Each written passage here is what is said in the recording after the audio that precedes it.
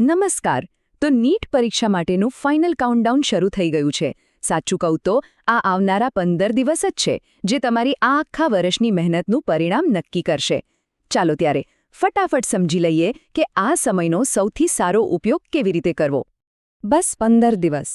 આ જ છે એ 2 અઠવાડિયાની ગેમ જે એક ઉમેદવારને એમના સપનાથી, એમના લક્ષ્યથી નજીક કે દૂર લઈ જઈ શકે છે.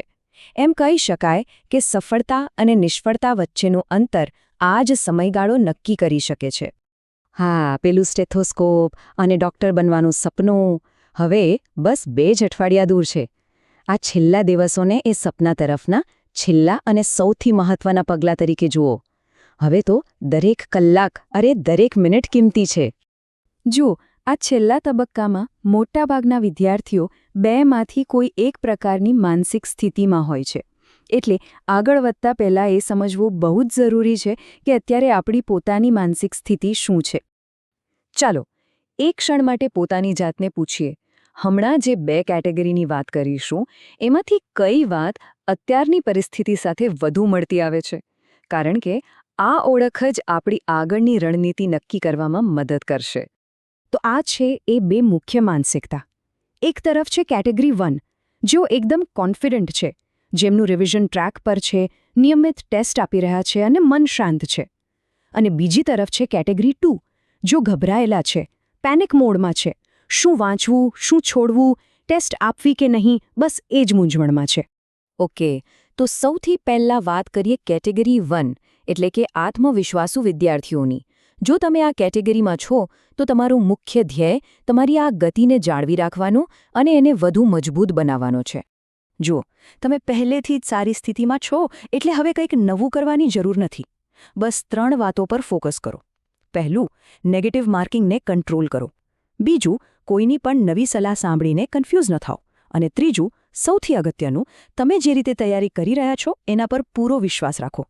અને હવે વાત કરીએ બીજી કેટેગરીના વિદ્યાર્થીઓની, જેમને અત્યારે ગભરાટ થઈ રહી છે. ચિંતા કરવાની બિલકુલ જરૂર નથી. કંટ્રોલ અને ફોકસ પાછું મેળવવા માટે એકદમ સ્પષ્ટ રસ્તો છે. ચાલો એ જોઈએ. ઘણીવાર શું થાય ખબર છે? જ્યારે ડર લાગે ત્યારે આપણું મન આવતા વર્ષના પ્લાન બનાવવા લાગે છે. પણ આ એક ટ્રેપ છે. આ વિચારવાનું બંધ કરવું પડશે, કારણ કે લડાઈ ભવિષ્યમાં નથી, લડાઈ અત્યારે છે, આ જ ક્ષણે છે. તો કરવું શું? આ રહ્યું એકદમ સિમ્પલ 3 સ્ટેપ પ્લાન. પહેલું, તમે આખા વર્ષમાં જે મહેનત કરી છે તેને યાદ કરો, એને સ્વીકારો, એ બધું તમારા મગજમાં જ છે. બીજું, આવતા વર્ષનું વિચારવાનું બિલકુલ બંધ કરો. અને ત્રીજું, કોઈની કોપી કરવાને બદલે પોતાની શક્તિ અને નબળાઈને સમજીને તમારી પોતાની બેસ્ટ રિવિઝન સ્ટ્રેટેજી બનાવો. એક વાત મગજમાં ફિટ કરી લો, આ રેસ 100% સિલેબસ પૂરો કરવાની નથી. આ રેસ છે બાકી બચેલા સમયમાં તમે જે પણ કરો એમાં માસ્ટરી મેળવવાની. ક્વોલિટી પર ફોકસ કરો, ક્વોન્ટિટી પર નહીં. અને હા, આ વાત બંને કેટેગરીના વિદ્યાર્થીઓ માટે છે. મોક ટેસ્ટના સ્કોર જોઈને ખુશ કે નિરાશ થવાની જરૂર નથી. એ ફક્ત પ્રેક્ટિસ છે. તમારો અસલી રેન્ક તો પરીક્ષા હોલમાં એ 3 કલાકમાં તમારું પરફોર્મન્સ કેવું રહે છે એના પરથી નક્કી થશે. ભલે તમારી તૈયારી જેવી પણ હોય, પરીક્ષાના દિવસે સફળતાનો આખો દારોમદાર ફક્ત 3 મુખ્ય બાબતો પર રહેલો છે. ચાલો સમજીએ કે આ 3 ચાવીઓ કઈ છે જે એક્ઝામ હોલનો દરવાજો ખોલશે. આ છે એ 3 પાયાના સ્તંભ. પહેલું, સેલ્ફ કંટ્રોલ, એટલે કે મનને શાંત રાખવાની ક્ષમતા. બીજું, એક્યુરેસી, એટલે કે સાચા જવાબ આપવાની આવડત. અને ત્રીજું, ટાઈમ મેનેજમેન્ટ, એટલે કે સમયસર પેપર પૂરું કરવાની કળા.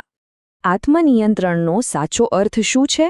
સમજો, જો પેપર અઘરું આવે તો ગભરાઈને બધું બગાડવાને બદલે શાંતિથી જે પ્રશ્નો આવડે છે એના પર ફોકસ કરો.